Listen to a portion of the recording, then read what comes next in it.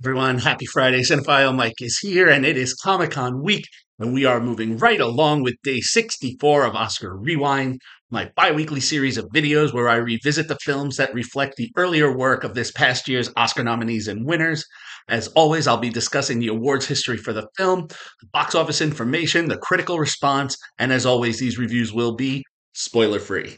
You can find all older episodes here or on the YouTube channel or at my website, cinephilemike.com. But again, before I jump in, do me a favor, click that subscribe button, click that like button. There's so much good stuff you don't want to miss out. Make sure you hit those buttons.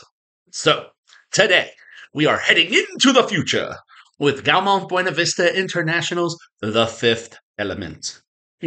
Written by Luc Besson and Robert Mark Kamen, based on a story by Besson, who also directed this sci-fi action flick. It was released in May of 1997, so this was an early summer release. Based on information from Box Office Mojo, and that information was a little all over the place with this one, but this film was a box office success. Now, it had a reported budget of $90 million, and having made sense of all the numbers I was looking at, during the original domestic release, the film made $63,820,180. It has since 1997 had several re-releases, including one next month, which I will talk about later. And from those re-releases and several international releases, it gave the film an additional $200,100,000, roughly somewhere in there. So currently, according to Box Office Mojo, the film currently sits with a worldwide total, more than double that original budget, at $263,920,180. Now, critically, the film is aligned similar the way that Stardust, which I talked about earlier this week, was. With 69 critical reviews, the film sits on Rotten Tomatoes at a 71% critical rating and an 86% popcorn meter score based on over 250,000 audience reviews. So, why is this film on Rewind this season? Well, it's for the visual effects. Near Corbold, who I believe I've referenced earlier this season as a colleague, here today is front and center. A busy year for Corbold. He was not nominated once, not twice, but thrice this past year alone. Yes, he's had a career spanning 8 Oscar nominations over the last 23 or so years. His only win of the 8 nominations was when he was part of the visual effects team for Gladiator. But this year, he went from 5 nods to 8 because he was part of the nominated teams for The Creator, Napoleon, and Mission Impossible Dead Reckoning Part 1. Now, according to his IMDb page, for all 3 of these films, Corbold served as the special effects supervisor, and after years of working on various films throughout the 80s and 90s, sometimes uncredited, on such massive films as the OG Superman franchise with Christopher Reeve, Amadeus, Little Shop of Horrors, The Fifth Element in 97 marked the first time he had the job title Visual Effects Supervisor, a title which has gotten him a lot of Oscar nominations and love over the years. As for the film's own awards journey, this one actually was, some people may forget, nominated for 1 Oscar. Not for the visuals, but it was for sound editing. It did not win. Actually, many of the films nominated in many categories did not win that year, because we know that the Oscars in 1998 were dominated by Titanic. However, the team did win Best Special Effects that year at the BAFTA Awards, which was the film's sole nomination. Now, where the film received a majority of its recognition was at the French version of the Oscars, the César Awards, where the film won Best Cinematography, Best Production Design, and Best Director for Besson. The film was also nominated for Best Sound, Best Editing, Best Costume Design for legendary fashion designer Jean-Paul Gaultier, Best Music, and it was nominated for Best Film. In addition, there were several nods or wins at other critical or international awards, and I think for the first time in Rewind this season, the film was also nominated for 2 Razzies. One was for Mila Jovovich for Worst Supporting Actress, and one for Chris Tucker for Worst New Star. I'm going to get to those later if they were warranted. But the film, which we are here for. The Fifth Element opens in 1914 with an archaeologist who has discovered information about a mysterious fifth element in addition to earth, air, water, and fire. And as he reads the glyphs on the wall, he's accosted by a priest who has been tasked with protecting this information from mankind, as many have over the years and the centuries. For there is an alien race known as the Mondoshoans who need a weapon, this fifth element, that is hidden on Earth to fight a great evil that appears every 5,000 years.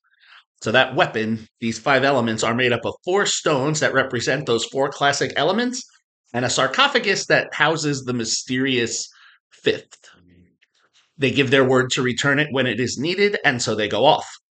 Jump forward to the 23rd century, we see that this great evil is on course in the form of a large fireball to decimate Earth. Unbeknownst to the Mondoshoans, there is an evil man named Zorg, played by Gary Oldman, who is working with the great evil on Earth. And while Zorg doesn't necessarily want to destroy the planet, he is, a pawn in the great evil's game and goes about all he can to get those five elements from the Mondoshoans. And despite his best efforts, even hiring another alien race to destroy the ship, he's unable to find those stones. However, when they try to destroy that ship to get the stones, there are remnants of the sarcophagus, which is rescued not by Zorg and his team, but by Earth's government. And using advanced technology, they restructure this and reveal that that fifth element is now anthropomorphized into Lilo, an orange-haired female played by Mila Jovovich. And the stones? Well, this film is going to follow the journey on how we can get those four stones and who is fastest. Will it be Zorg and him and his followers? Will it be the government? Well, the government wants this. They want to save Earth. So what do?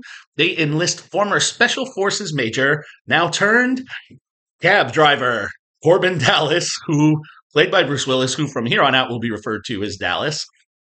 At first, he's unconvinced and has no interest in getting involved in this, but quickly changes his mind when he meets Lilu and becomes infatuated. So Dallas joins up with her and the current priest, who is entrusted to the secrets of the five elements, Vito Cornelius, played by Ian Holm, and they set off to find the other four stones and find a way to save the world, all while being pursued by Zorg and his armies. Now, along the way, they will receive assistance from radio personality Ruby Rod, played by Chris Tucker, and probably Corbold's team's biggest, a uniquely designed lounge singer named Soli the Diva, played by Mai Wen. And we will see if they can stop Zorg before he gets the power. Besson has crafted really an interesting story here, mixing the ideas of ancient Egyptian mythology and mixing them with alien races to tell, this futuristic science fiction story. And working with his teams, he really provides quite a refreshing blend of characters and visuals to fill the screen. While the plot gets a little conflated and maybe a little overstuffed at times, maybe trying to do a little too much, the cast is game and leans into this world where they are, and that's what sells the movie. So it's not like we have this complicated plot and weird acting where the cast is like, I don't know what we're doing here, we're just going to phone it in. They ground what it is they have, and Besson is known for his slick style, both in films like Leon the Professional and Taken, and here he, does it again. He goes beyond the natural setting of those two films I just mentioned and creates a world that's fun to get lost in for a few hours. Impairing, our action hero Willis with the newcomer Jovovich, he gives us an entertaining pair to follow along with. And let me talk about that, Razzie. Given the role that Jovovich is supposed to play in Lilo, she's more than capable and actually has some nice comic timing and great physicality to this non-human character. So I actually think she's quite enjoyable in the film and don't think that Razzie was, deserved. Willis is always at his best, as we've seen him when he gets to fly off the rails in these larger-than-life characters. Dallas gives him an opportunity to invoke a little bit of that John McClane energy, which is always welcome. And as our villain, what can you say about Gary Oldman? He's always a delight, despite whatever accent he is going to put on. For that other Razzie nod, I'll briefly talk about Tucker.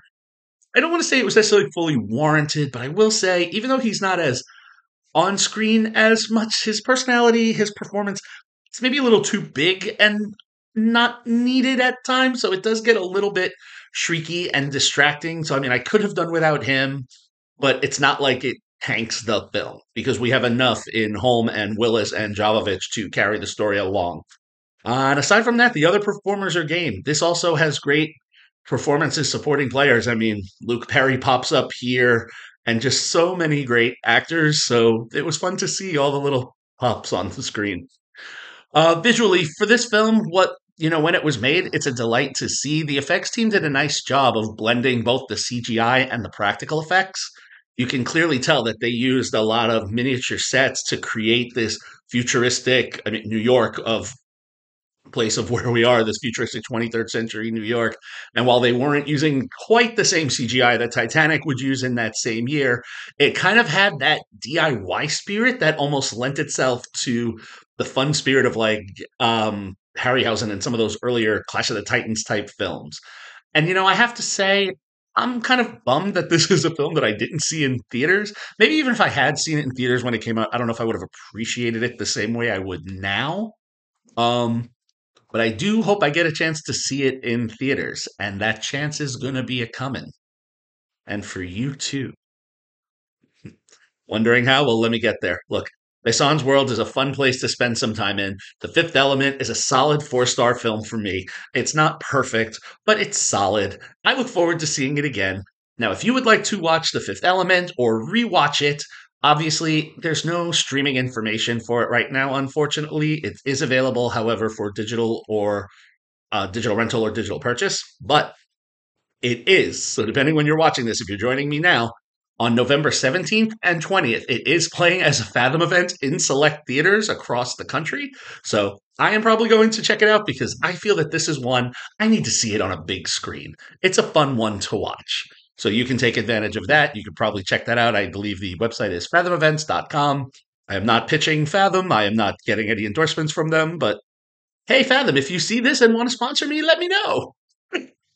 So that's where I'm going to leave it for you today. As always, if you like what you heard here, again, please click that subscribe button, click that like button. You can follow me, Cinephile Mike, on all social media platforms and on Letterboxd. Find lots of great stuff on my website, cinephilemike.com. Comic-Con vibes and the sci-fi horror are still to come on Rewind as we move through October. There's going to be great stuff here. You don't want to miss it. Happy watching, everyone. And until next time, this is Cinephile Mike saying take a break and watch something new.